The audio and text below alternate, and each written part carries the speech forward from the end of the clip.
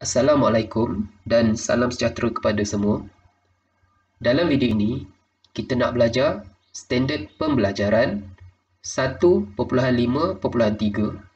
iaitu pengekstrakan logam daripada bijihnya dengan menggunakan logam yang lebih reaktif.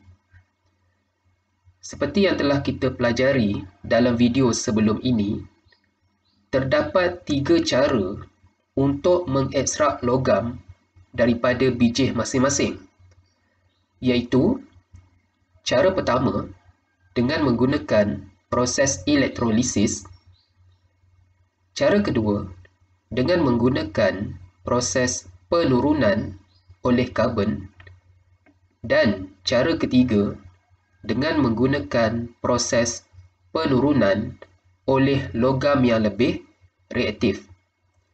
Jadi, dalam video ini, kita nak lihat cara yang ketiga, iaitu penurunan oleh logam yang lebih reaktif. Okay. Penurunan menggunakan logam yang lebih reaktif.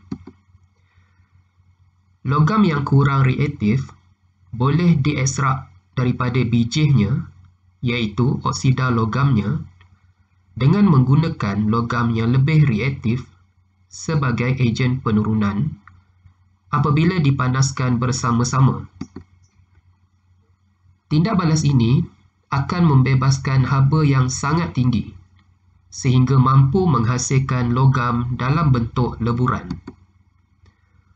Untuk menentukan sama ada sesuatu logam itu boleh mengekstrak ataupun boleh menurunkan logam yang lain daripada oksida logamnya, kita perlu rujuk siri kereaktifan logam. Ya. Sebagai contoh, apabila kita panaskan serbuk magnesium dan juga serbuk kuprum 2 oksida,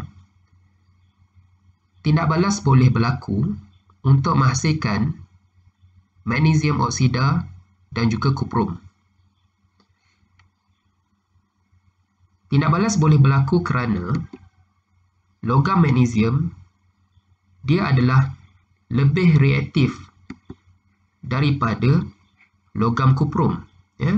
Logam magnesium dia terletak di atas kuprum, bermaksud logam magnesium dia lebih reaktif. Jadi, logam magnesium ini dia boleh menyingkirkan, dia boleh menurunkan logam kuprum dan dia akan boleh ambil alih oksigen untuk membentuk magnesium oksida dan terhasillah logam kuprum. Apabila logam kuprum kita tindak balaskan dengan magnesium oksida, didapati bahawa tiada tindak balas berlaku. Ini kerana logam kuprum dia adalah terletak di bawah magnesium. Bermaksud logam kuprum dia kurang reaktif berbanding magnesium yang lebih reaktif. Jadi logam kuprum ini dia tidak boleh singkirkan logam magnesium daripada sebatiannya. Maka tindak balas tidak akan berlaku. Kita nak lihat contoh pengekstrakan ferrum daripada bijihnya dengan menggunakan logam aluminium. Tindak balas termit ialah tindak balas antara ferrum 3 oksida dengan aluminium untuk menghasilkan ferrum. Ini adalah persamaan kimia bagi tindak balas termit, di mana ferrum 3 oksida kita akan tindak balaskan dengan aluminium untuk menghasilkan aluminium oksida dan juga ferrum. Ferrum ini dia terletak di bawah aluminium.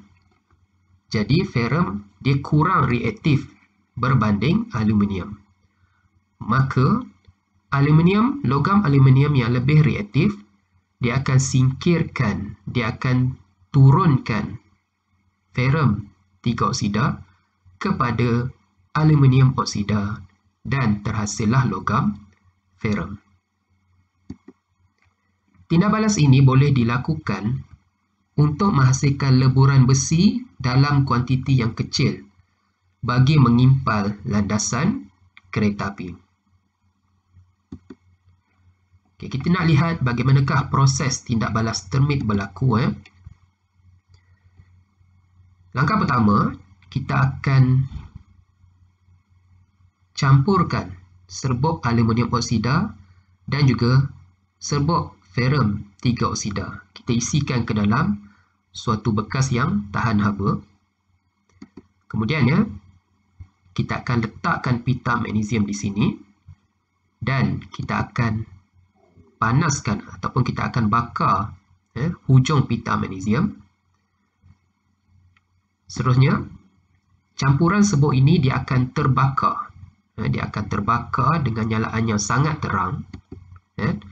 Campuran serbuk aluminium dan serbuk ferrum 3 oksida dia akan dipanaskan sehingga melebur. Tindak balas ini dia akan membebaskan haba yang sangat tinggi sehingga mampu menghasilkan besi dalam bentuk leburan. Kita akan dapat leburan besi dan juga pepejal aluminium oksida, di mana ini adalah tindak balas kimia dia, persamaan kimia dia. Kalau perhatikan, aluminium dia akan mengalami tindak balas pengoksidaan kerana mengalami pertambahan oksigen, manakala ferrum 3 oksida akan mengalami tindak balas penurunan kerana mengalami kehilangan oksigen. Jadi, sila buat latihan di dalam buku teks, muka surat 51, uji diri 1.5 dan buku kerja muka surat 57 sehingga 58. Sekian, terima kasih.